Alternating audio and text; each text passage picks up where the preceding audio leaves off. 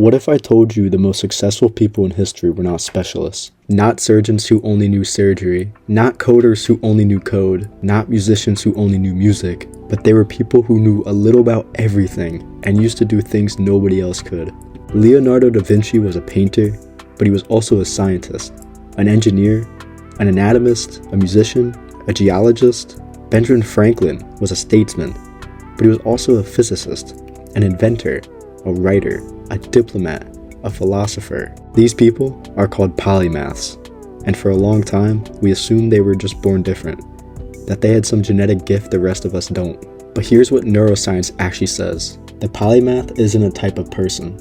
It's a type of system, a method, a set of habits that anyone can learn. And today, I'm going to show you exactly what the system looks like, built entirely on peer-reviewed science. Let's get into it. Before we get into the science, let's clear something up, because most people have the wrong definition of a polymath. A polymath isn't someone who knows everything about everything. That's impossible. That's not even the goal. A polymath is someone who achieves functional mastery across multiple unrelated domains. Think about the shape of your knowledge. Most people are what we call T-shaped. Deep expertise in one thing, basic awareness of everything else. A polymath is more like a comb, multiple spikes of deep knowledge connected by a broad base of general understanding. Historian Peter Burke found that the most influential thinkers across every era shared one trait. They crossed disciplinary boundaries deliberately, not by accident, not because they couldn't focus, but because they understood that real breakthroughs happen at the edges of fields, not the centers. And here's the thing modern education gets exactly backwards.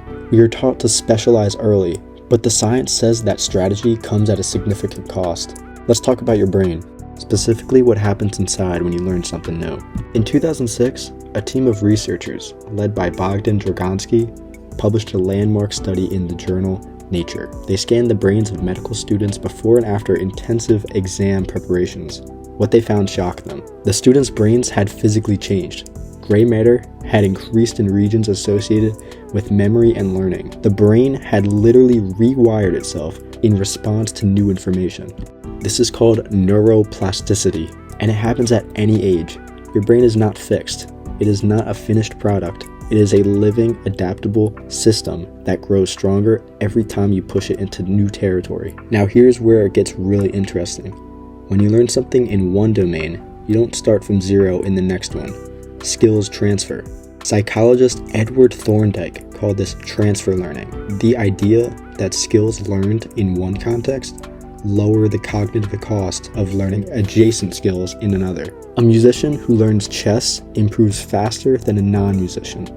A chess player who learns to code picks it up faster than someone who has never trained complex pattern recognition. The brain isn't learning from scratch each time, it's borrowing frameworks. Polymaths pull from multiple fields. They're never locked into one frame of reference. They see solutions that specialists literally cannot see. This is how Steve Jobs saw design where engineers saw function. Cross-domain pattern recognition is a superpower, and it is absolutely learnable. So where did the specialize early doctrine even come from? The answer is the Industrial Revolution. When factories needed workers who could perform the same task perfectly 10,000 times a day, specialization made sense. You didn't need creative thinkers, you needed reliable parts in a machine. Our entire education system was built around that model, and we are still running it today, in a world that looks nothing like a factory. Author David Epstein spent years researching this for his book Range, and what he found was striking. Across sports, science, music, and business, late specializers consistently outperformed early specializers over the long term. Why?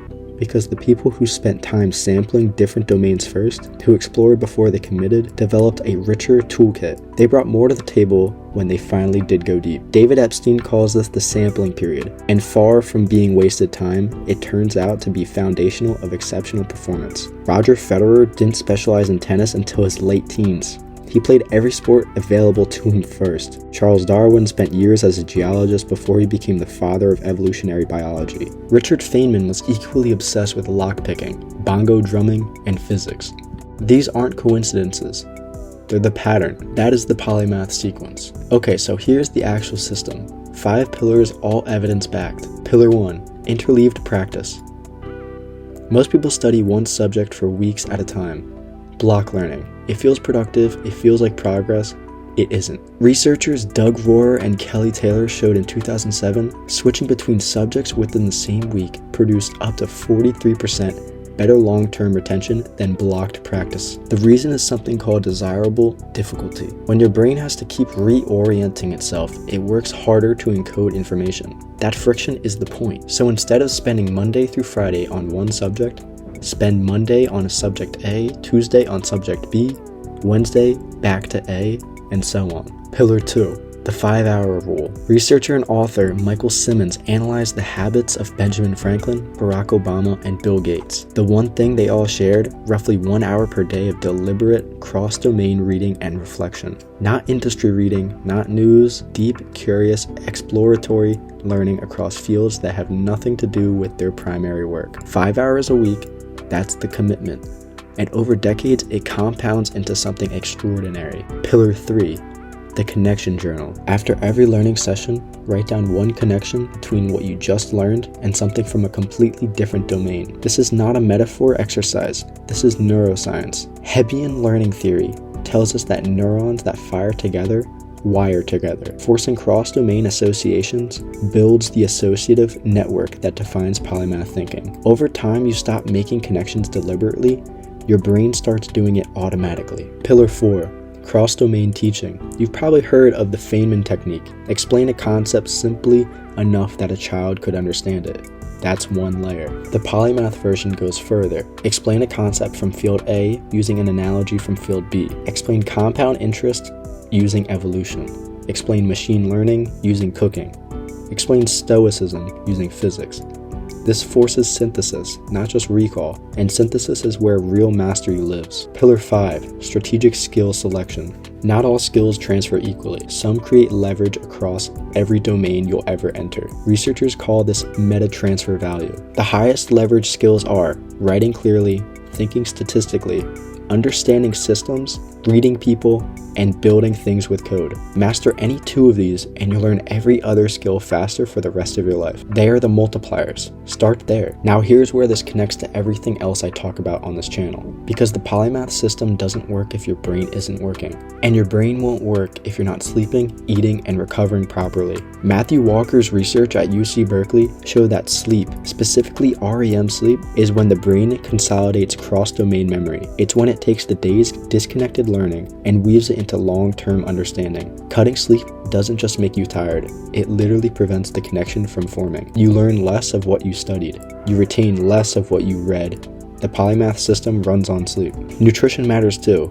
Omega-3 fatty acids support the structural integrity of neural membranes, the physical substrate your learning happens on. Blood sugar stability determines how long you can focus before cognitive fatigue sets in. What you eat is not separate from how well you learn. It is a part of the same system. So here's what a realistic polymath week actually looks like. Pick 2 domains, just 2 to start. Alternate between them on weekdays. Spend 1 hour per day in pure exploratory reading. No agenda, just curiosity. Write 1 cross-domain connection in a notebook before bed. On Sundays, spend 20 minutes reviewing what you learned and asking, where does this connect? That's it. That's the whole system. It is not complicated. It is just consistent. Here's the thing about polymaths that nobody tells you. They are not impressive because they know a lot of things. They're impressive because they see what other people don't. Because when you combine fields that have never been combined before, you create insights that have never existed before. That is not a talent, that is a practice. Specialization is a choice. The science doesn't say you have to pick one, it says you need the right system to hold both. If you want the full weekly blueprint, the exact schedule I described laid out day by day, I put it in this description below. It's free, go get it. And if you enjoyed this video, please hit subscribe. I'll see you in the next one.